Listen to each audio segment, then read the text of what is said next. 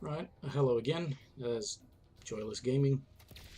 Figured I maybe would wrap up this whole Mortal Kombat anniversary thing by finally getting around to that sort of wish list, what I like, what I don't like thing, which is going to be a lot shorter than I might have originally anticipated, because I didn't make notes, and I thought, stuff it. Because the easy thing to say is that what I do like, pretty much anything aesthetic and cosmetic, aside from like the classic ninja costumes. But it's the most egregious things about what I don't like, I think, are exemplified by these two characters that I've got here. I don't like full combo 50-50s. Really don't like that.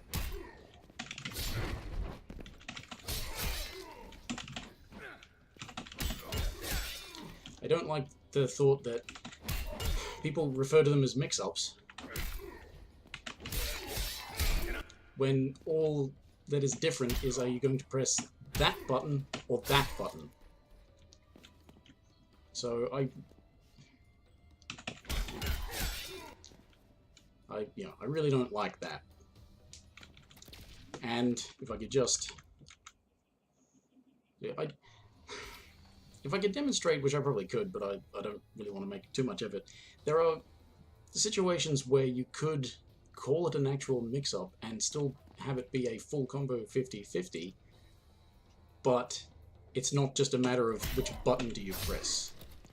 Now, I'm thinking of situations like Dragonfire Liu Kang, where he could do 1-1-3, which ends with a launching overhead, or he could do forward 4, which is a starting low. If he did 1-1 and then did a fireball cancel into forward 4, you could be tricking the opponent, and that still sort of is not only testing their reactions like, you know, a not quite unreactable 50-50 would, but it would require that there's some skill on the part of the person executing it rather than just pressing that button or that button. So in the case of Cutthroat Kano, here's what I'm pointing out, is that that's back 3, that's back 1. That's the difference between, is he going to go overhead or low, back 3 or back 1. Can lead to a full combo either way.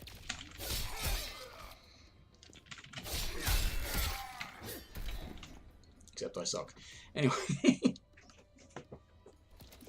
And there's a similar situation universally with, say, Tanya. Her forward 3, I think it is an overhead. It charges up. You can actually, the longer you hold it, you get like a bounce off of it if you hold it long enough.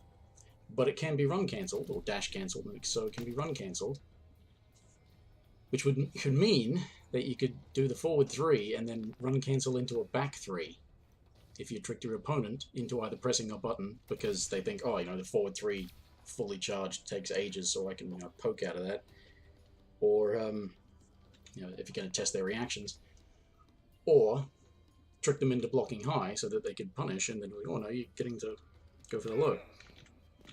And A-list Johnny Cage has a similar thing where he could be, you know, 1-1-3, you know, goes low, where he could go 1-1, run cancel, forward 2. Similar situation. It's more of an actual mix-up than just that or that, because there's some skill required on the part of the player. And also 50-50s that end in, like, that just end rather than result in a full combo, I don't mind them either, because that's an interesting sort of thing to do. It's like, are you going to end it this way, or are you going to end it that way?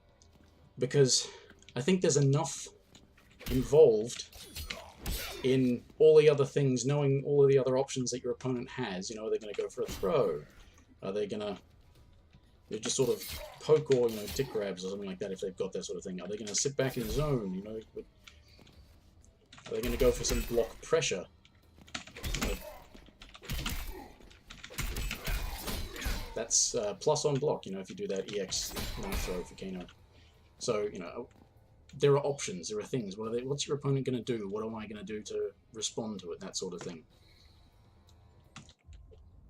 I don't think you need to throw in just pointless.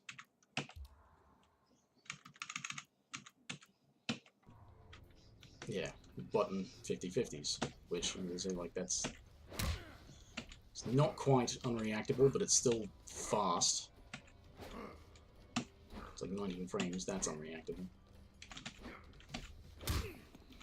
But the other point of what I think is the bad thing to have, as I said, exemplified by Sector here, is giving a character or variation or whatever just so many good tools. And it really, you know, people might disagree with me on this, and they probably have all sorts of points that they could argue with it, but I reckon Sector is one of, if not the best variation in the game, just because he has so many good tools. He's got this fucking thing here. He's got, of Triborg, he's got the best down 3 because it's got the biggest range on it. He's got the air dash, which you can use to make yourself safe on a, you know, blocked teleport. He's got a teleport. Hey, that's a fucking good tool. He's got the up projectiles, which assist in armor breaking and help keep your opponent away. He's got probably the best straight projectile in the game. Yes, it is a high, but it's 8% damage and causes a hard knockdown. And then he's got this excellent armored move. So, and, oops, if I can not fuck it up,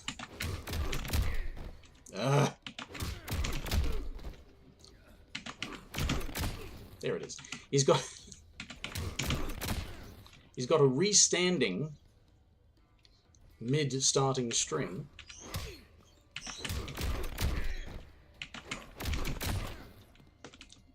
So he can end a combo and cause a restand, which is also very useful. Great armored move. Great projectiles.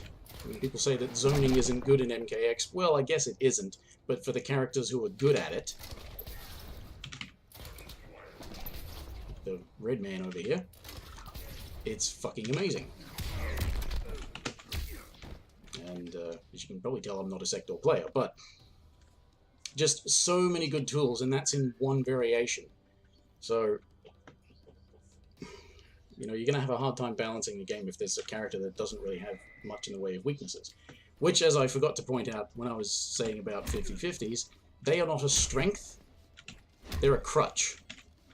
That is really the best way to put it. They're not a strength, they can maybe make up for, you know, failings that a character has in other places, but a good character doesn't need them. There are good characters in this game that don't have 50-50s, like Liu Kang.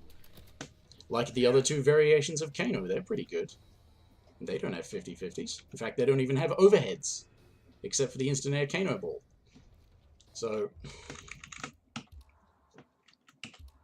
yeah, those are my biggest gripes, you know. Amount of tools available to characters, whether or not they're able to counter one thing, which is my point with Sector, is that you can pick him and he is able to counter most, if not all, of the other characters in the game, except maybe for Smoke. Smoke's got the invincible move as well as a teleporting string. He's got obnoxious 50-50 shit too, but I don't much care for the hard to blockable crap that gets created by people like Cyrax and Summoner Quan Chi either, but as long as you prevent that from being ridiculously kind of bullshit, I will tolerate it. That is the thing, is it depends on what is, you know, what you can find tolerable. And as I said, characters that can sort of actually create a proper mix-up by run cancelling something rather than just pressing a different button, it's tolerable if that is done. Otherwise, they just sort of need some good moves that maybe can keep them, you know, safe on block, even if they have to spend meter for it. I mean, that's fair enough. That's another thing that I suppose got me a little annoyed about some of the characters in the game, is that they can do really good meterless damage. Now, I think it's great for a character to be able to do really good meterless damage, but the problem is if they're doing like a third of your health without spending meter, and there's not much point spending meter because they won't get much more damage, then I think you're letting that character get away with doing a bit too much damage. It was probably when I mentioned that with talking about Tempest Lao and how he could get, if you could link that move, the hat spin, then you could get upwards of like 35% meterless mid-screen, as long as you could also follow up with the run cancel, which I was not good at. But 35% meterless, and so that made the character really good because he always had meter available for a breaker or to use on the EX orbiting hat to get good block pressure, which would also do chip damage and gain him some meter back while he was at it. So, you know, there's problems with everything, of course, but that's why balance is to be addressed, which is why, as I said, giving one character or variation too many tools gets a bit obnoxious. But that said, what I do like is the variety of characters, so the variety of costumes and all that sort of stuff that you can give them. I like the variation system. It's a bit unfortunate that they kind of eventually ended up adopting the attitude of let's make at least one viable variation per character, rather than thinking, well, we made 3 variations, can we make them all have some reason to exist, when there are cases of ones that you just wouldn't use. Like, well, I mean, there's a character you wouldn't use, Borracho. Why would you use him? There are so many better ones. But you wouldn't use Drunken Master. It's ostensibly, yeah, it'll be the one that's good for meterless damage and all that sort of stuff, and mix-ups, except it's just, where can you create a 50-50? But it's just not well thought out and doesn't have a lot of good moves, and it's got a great downside, a massive downside. That's okay, that's got useful bits, that's got some useful bits, but it's yeah, it was like hell for a while as well. Why would you pick Unbreakable Sub-Zero? I mean, you might now, because he's actually a bit better than he used to be. But I do like the variation system. I don't know if they're going to stick with it for MK11, or if they're going to go to like gear, like they did with Injustice 2. If they do, I mean, that'll have something for costumes, but then it'll be the gear move things is going to be... The gear move thing is really obnoxious when it comes to watching tournament play, because of course in MKX the variations were like that. You could have different things that would play different ways, and you would see that happening, whereas the gear moves in Injustice 2, because gear is disabled for tournaments, for competitive play, the gear moves never get used, and you never see them, so you don't see different ways of playing a character much. They pretty much all...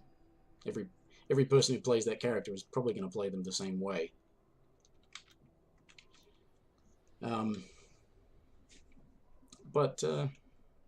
Yeah. I don't know how informative or useful this was to people or to NetherRealm if they managed to see this. No 50-50s, please.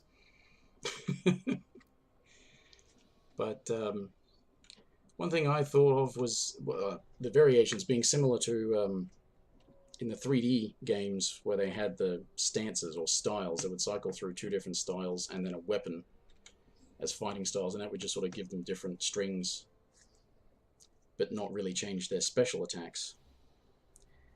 Whereas I started thinking, what if